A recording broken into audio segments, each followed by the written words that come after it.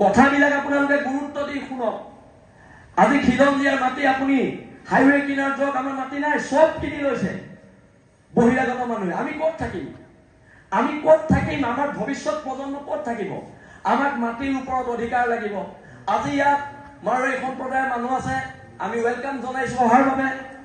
আপোনালোকৰ যিবোৰ প্ৰতিষ্ঠান আছে 80% মানুহ আমাৰ খিলঞ্জীয়া মানুহ আপোনালোকে নিয়োগ কৰিব লাগিব, নিয়োগ কৰিব লাগিব। আপোনালোকে ইয়াত আহি বেপাৰ কৰি আছে, আপোনালোকৰ সমাজ জীৱনৰ প্ৰতিটো একো নাই। আপোনালোকৰ শিৱসাগৰ সমাজ জীৱনৰ প্ৰতি কি অৰিহণা আছে? একো অৰিহণা নাই। আপোনালোকে অন্তত খিলঞ্জীয়া মানুহখিনিক দিব লাগিব চাকৰি। কালি প্ৰতিবাদ হৈছে, হাজাৰ হাজাৰ মানুহ। কোনোবাই আপোনালোকক কিবা এটা বেয়াকে কৈছে নেকি? এইটো আমাৰ সহনশীলতা। কিন্তু আমাৰ সহনশীলতাটো আপোনালোকে আমাক দুৰ্বলতা বুলি নাভাবিব। আমাৰ সৰলতাটো আপোনালোকে দুৰ্বলতা বুলি নাভাবিব। আপোনালোকে যে ইয়াত বেপাৰ কৰি আছে, কেলে বেপাৰ কৰি থাকিব পাৰিছে জানে? অসমীয়া মানুহ অতিথি পৰায়ণ, অসমীয়া মানুহ সহজ, অসমীয়া মানুহ সৰল, সেইকাৰণে পাৰিছে। কিন্তু আমাৰ সৰলতাটোক আপোনালোকে আমাক ভয়াটো বুলি নাভাবিব। এতিয়া ৰমেশ পেগু ডাঙৰীয়া আছে, কালি মোৰ এগেইনষ্টত এজন মানুহে গুৱাহাটীত কেছ দিলে, তেওঁক আপোনালোকে 2টা PSO দি দিলে। এতিয়া মোৰ এগেইনষ্টত যে কেছবোৰ দি আছে, মোৰ PSO কেইটা ক'ত? মই ৰমেশ পেগু ডাঙৰীয়াক প্ৰশ্ন কৰিছোঁ। আইনখন সকলোৰ কাৰণে সমান হ'ব লাগিব। আপোনালোকে বহিৰাগত মানুহ এটাক ধমকি লগোৱাৰ কাৰণে 2টা PSO দি দিলে, মোক চব জেগাৰ পৰা মাৰিম কেছ দি আছে। আপোনালোকে আকৌ মোৰ PSO কেইটা নাই, এইটো নহ'ব। নিৰাপত্তা মোকো দিব লাগিব, হয় নহয়? মই খিলঞ্জীয়া ভূমিপুত্ৰ মানুহ, মোকো নিৰাপত্তা দিব লাগিব।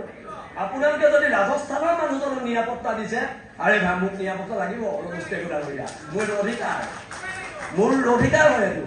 আপোনালোকে এতিয়া মই এটা সৰু প্ৰশ্ন কৰোঁ, মই যদি ৰাজস্থানত গৈ এজন ৰাজস্থানী মানুহৰ বিৰুদ্ধে FIR দিওঁ, মোক ৰাজস্থান চৰকাৰে 2টা PSO দি পঠিয়াব নেকি? স্বাভিমানটো ৰাখক, স্বাভিমান ৰাখক। ৰাজনীতি সম্পদকে ডাঙৰ বস্তু নহয়, আমাৰ সমাজ ডাঙৰ বস্তু, জাতি ডাঙৰ বস্তু, ৰাজনীতি বহুত তলৰ বস্তু।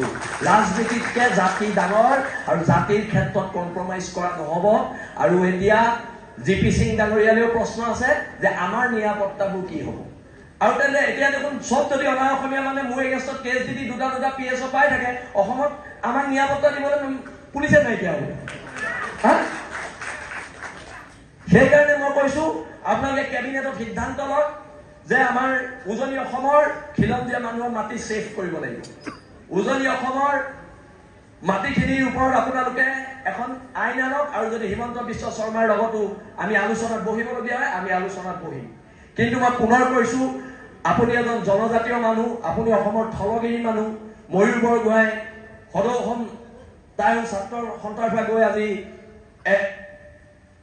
আজি ৰাজনীতিৰ এক উচ্চ আসনত আছে। কিন্তু আপোনালোক সকলো থলুৱা খিলঞ্জীয়া মানুহ, আৰু এই খিলঞ্জীয়া মানুহখিনিক সুৰক্ষা দিয়াৰ দায়িত্ব যেতিয়াই আপোনালোক ক্ষমতাত আছে, আপোনালোকে ক্ষমতাৰ সৎ ব্যৱহাৰ কৰক,